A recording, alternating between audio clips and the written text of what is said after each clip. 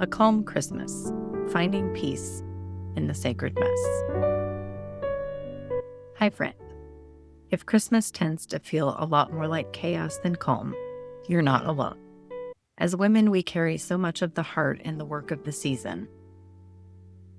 We want it to be meaningful, Christ-centered, and full of joy for our family and friends. But somewhere between the lists and the plans and the pressure, our peace can slip away.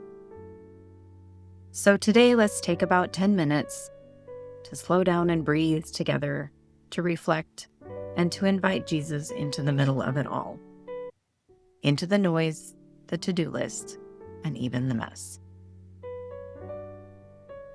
Let's begin with a short prayer. Jesus, you are our Prince of Peace. Help us make space for you, not just in our homes or our traditions, but in our hearts. Show us how to rest in your presence, even when everything around us feels busy or broken. Amen.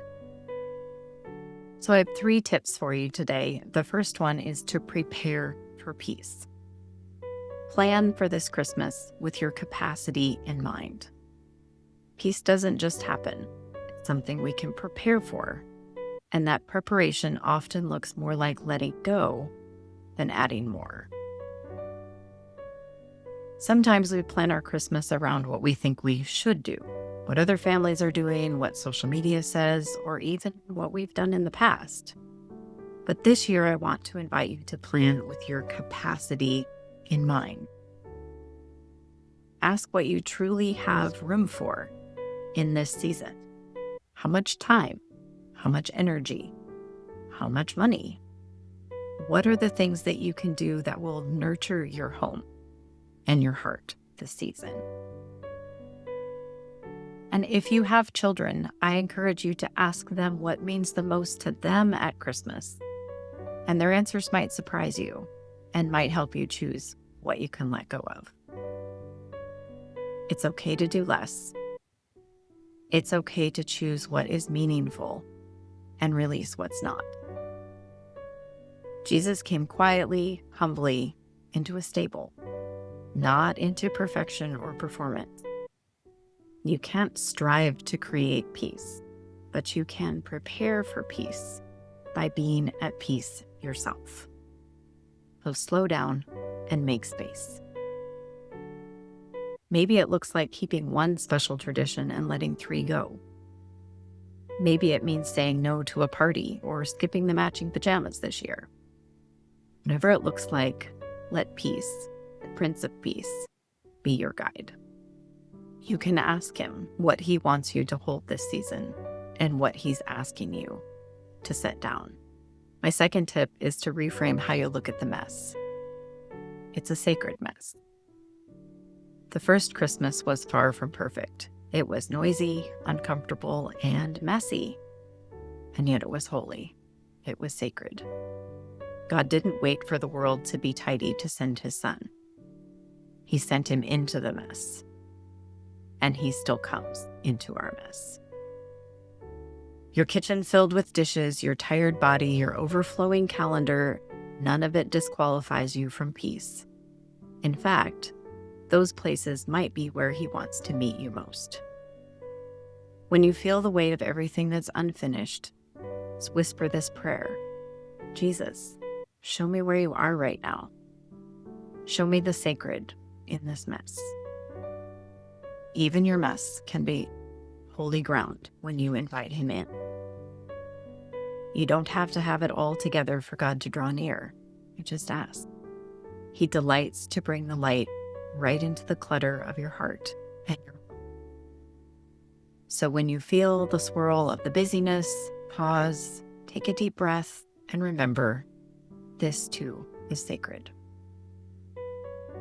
And my last point is grace over guilt, which might be better, grace over pressure. But one of the biggest thieves of peace during the holidays is guilt, unfounded guilt, which would be the pressure. Because we can feel guilty for not doing enough, not being enough, not keeping up, not staying joyful. And that guilt is not from God. He has grace for us.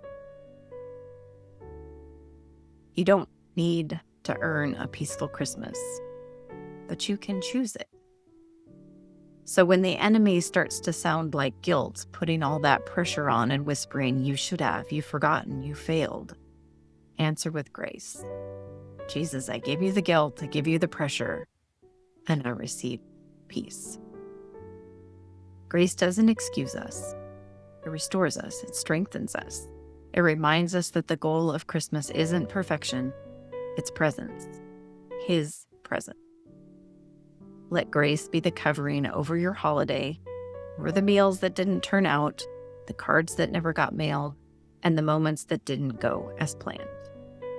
Grace says, you are still loved, you're still enough, and God is still here. I created a Calm Christmas journal you can download to further reflect on these ideas and to prepare for a peaceful Christmas this year.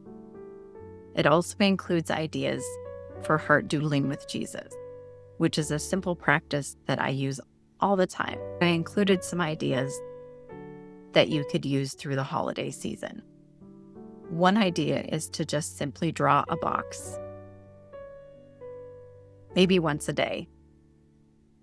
And inside the box, write down or make a little doodle of one thing that's weighing on your heart, one thing that feels heavy right then. And then also make a doodle or write down a blessing that you've seen somewhere that God has showed up in your day. Then take a quiet moment to pray. Lord, I give you my concerns, and I thank you for my blessings. Help me to see you in both. That little box becomes a sacred space, a place to lay down your worries and notice God's goodness. It's a small, simple rhythm that helps your heart stay soft and centered, no matter how busy the season gets. And I'm going to close with this prayer. Prince of Peace, thank you for coming into our messy, ordinary lives. Help us to prepare our hearts for peace, to see the sacred in the mess, and to receive your grace when guilt tries to steal our joy. May this Christmas be filled with your calm, steady love. Amen.